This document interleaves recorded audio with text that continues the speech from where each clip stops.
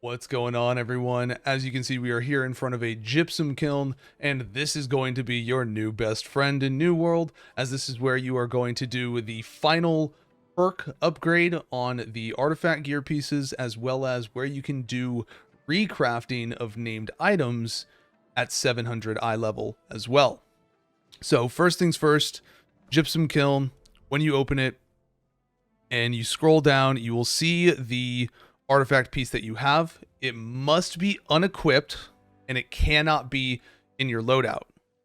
All right, so you see it here, but if we have it equipped or if it's in a loadout anywhere over here, it will not show up in the menu. So we'll just put it in the loadout there. And even if we take it off now, it's in the gear loadout.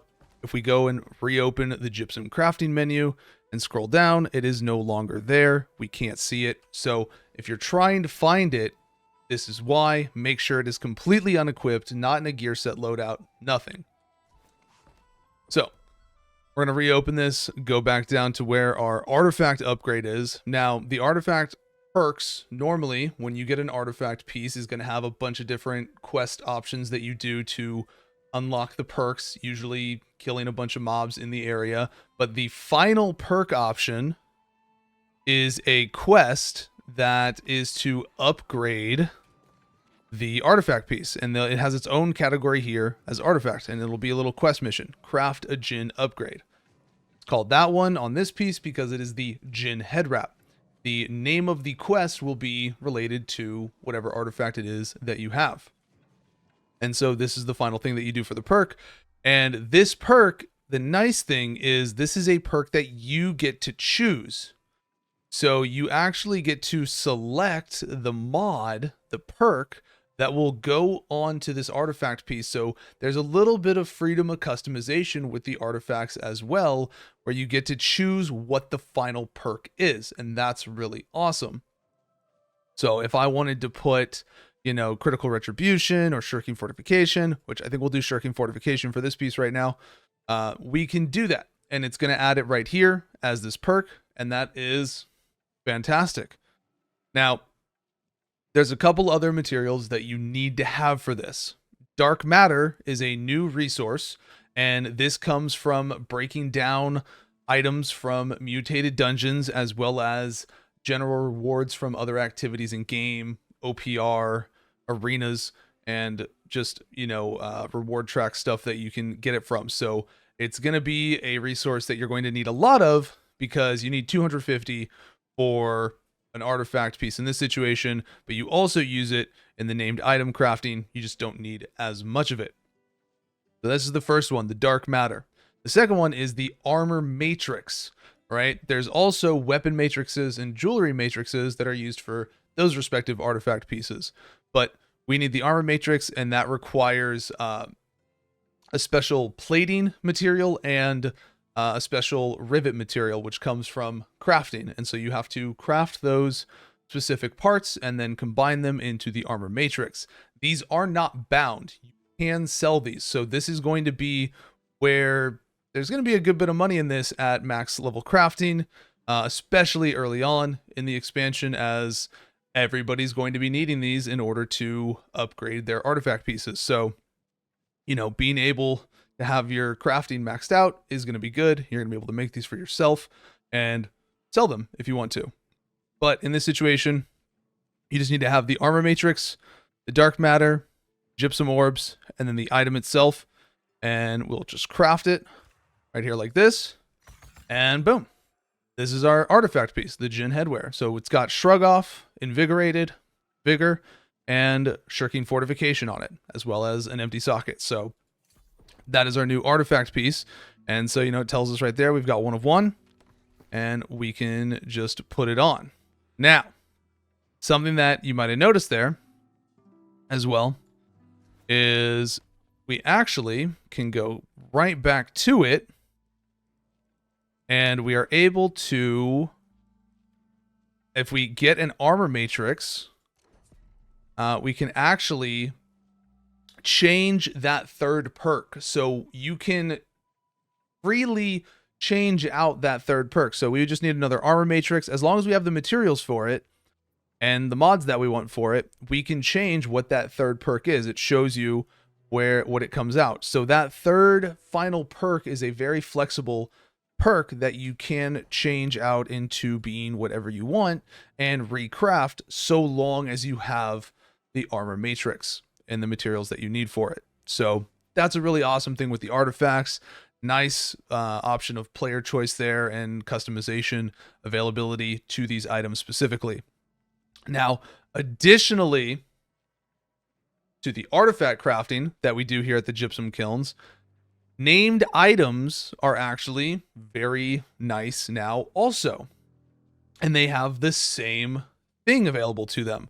When you get a named item from a dungeon or from just a drop in the world, as long as it's in your inventory and you have it, you can use that base variant and you can craft it with a weapon matrix, armor matrix, jewelry matrix, whichever it is that you're wanting to use. And you are then able to craft a 700 level version of that named item. And you can choose the perk to go on it. You can add a perk to it. It just has to be a mod that is associated to that side. We don't have a lot of weapon mods on us at the moment, but in this situation, we would be able to put, flame attunement on there if we wanted on this Frost Life Gauntlet, and it would be a 700 legendary gear piece. All right, we just need the weapon matrix, we need the Frost Life, the Gypsum orbs, and the dark matter again. All right, you can see here 100 dark matter.